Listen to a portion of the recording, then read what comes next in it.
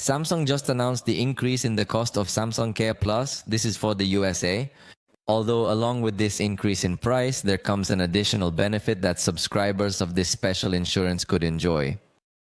This information was communicated to all users of Samsung Care Plus through an email and was reported by the news outlet 9 to 5 Google.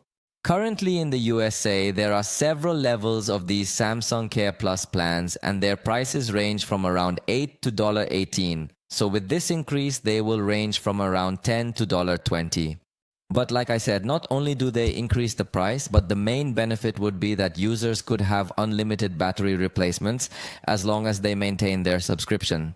Although you must meet certain conditions to be eligible for this battery change, the main one is that your battery must have a lifespan of less than 80%. Although Samsung currently does not display that data in the settings, but you must go to Samsung's tests, and the result must show that the lifespan of your battery is below 80. Invalid input. Provide valid text to translate. Not all models apply, only selected ones, no specific list.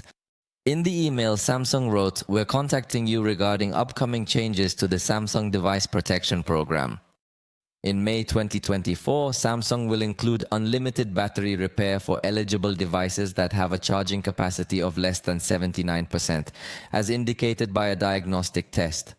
As a new feature of Samsung Care device protection products with theft and loss coverage and Samsung Care, customers will be eligible for unlimited battery repairs without any additional damage to the covered device.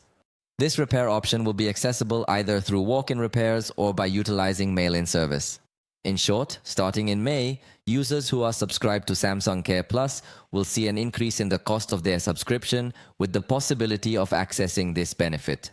We'll have to wait and see if Samsung applies the same policy in other regions, because for now it doesn't seem like this change applies in Mexico and other countries.